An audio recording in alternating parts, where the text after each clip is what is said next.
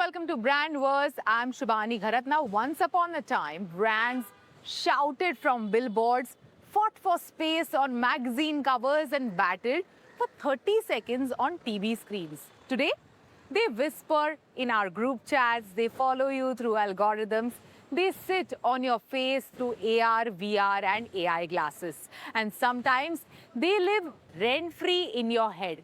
This is the new brand reality, and this is the show that decodes it. Now, our top interview on Brand Wars comes from a brand co-founder who was forced to reinvent for survival. When India banned real money gaming, Dream11 didn't just lose a revenue stream, it lost 95% of revenues and nearly 100% of profits almost overnight. Yet, instead of folding, its leadership doubled down on imagination. Harsh Jain, co-founder and CEO of Dream11, joins us in the pilot episode to talk about that pivot from a real money gaming leader to a sports entertainment platform with creators at the center. We spoke about how Dream Sport restructured and how today creator-led experiences like creator watch-alongs are helping Dream11 stay deeply embedded in sports culture, not just as a fantasy game, but as a platform where fans, athletes, and creators co-create moments that matter. Up next, our full interview with Harsh Jain, only on Brand Wars. Dream11 has recently announced its pivot towards becoming a sports entertainment platform. Today, we are joined in by Harsh Jain to tell us more. Welcome to ET Now. Thank you for having me. Harsh, let me begin this conversation by asking you, can you tell us more about this pivot? Can you dissect it a bit? What will it mean for its users of Dream11 as a platform? What will it mean for advertisers? Sure. So you obviously know that what we built on Dream11 for the last 18 years. We started with a free-to-play fantasy game, then we pivoted to real money gaming. That worked really well. We grew to about 250 million users.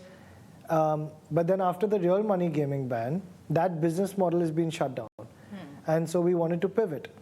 But while pivoting, we wanted to make sure we live up to our mission, which was make every match more exciting. And that's what fantasy sports did. It allowed users to vicariously, actively engage with the match by having their own team and having a say in it.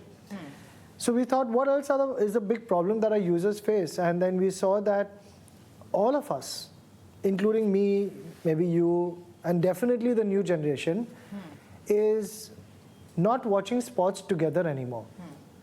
They're not going to a club or a friend's house or outside. No one has that time to actually go for a match for 4 hours and sit down, unless it's a India final match or a India-Pakistan match. And so on a daily basis, we saw that people are watching sports alone, at home, on their mobile or on their TV. And that's the problem we wanted to solve, because no fan should ever watch sports alone. Sports is not something you can watch alone. There's too much emotion. Yeah. And so we said that, can we solve the problem by having a second screen experience, where while you're watching a match on your favorite device, you also have a second screen where you can either feel like you're watching it with an influencer, with a creator, or with your friends. And that's the problem we want to solve. Never watch a sports match alone again. Yeah, so I must bluntly ask you, is it a reinvention story or it's a survival story? It's both. We have to survive now that that business model has been killed. RMG business model is killed. That's right. But it is, and the only way to survive is to reinvent, right? In fact, I personally love the product and the whole concept of watch along so much that I wish we had done it even before, while we had fantasy, because it applies even then. But you know, necessity is the mother of invention.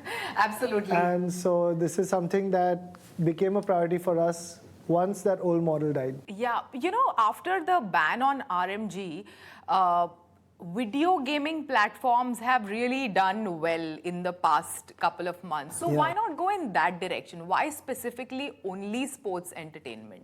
Yeah, it's a good question, and something that I've been explaining to everyone for the last 18 years unsuccessfully is that we have never been at Dream Sports a gaming company. We've always been a sports company. Whether it's Dream11, which had no simulation games, which actually defines gaming, you could only pick a team and then, based on real life performances, score points. Sure.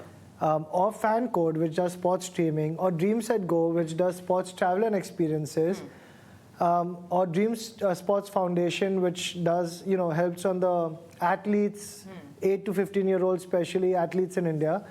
We've always been about sports. And the way to engage that sports fans happened to be fantasy sports earlier, but now that money is not allowed there, we want to get to a place where we can actively engage, and we found that watch-alongs is what actively engages the users to increase their broadcast viewership, increase their amount of time that they spend watching matches, and be much more interested and much more involved.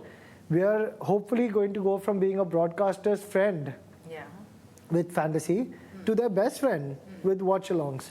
Because watch-alongs will become a large reason to stay tuned to matches, even when maybe some parts of the matches are not as interesting. Since creator is at the heart of this entire sports entertainment experience on your platform, choosing the right creator also becomes very critical. Of course. How are you doing that? We've started with Indian creators because we have 250 million users here. So, 99% of our usage will still start being in India as we expand globally. So we started with Indian creators, and for us to choose Indian creators, we wanted to take the ones which were hungry, which were exciting, which had a different flair to them, and, someone who's young, someone who's older, someone male, some female. But we've curated a set of 20 to start with. And we want to walk before we run. We want to run before we fly.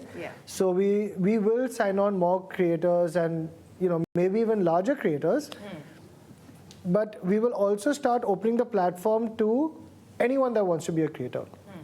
Much like a YouTube, there shouldn't be a gate that we have that says you can be a creator or not. Honorable PM has also strongly advocated that India needs to push forward on the creator economy, and that's exactly what we're doing. We want to give all these amazing creators access to our 250 million users and see what they can do.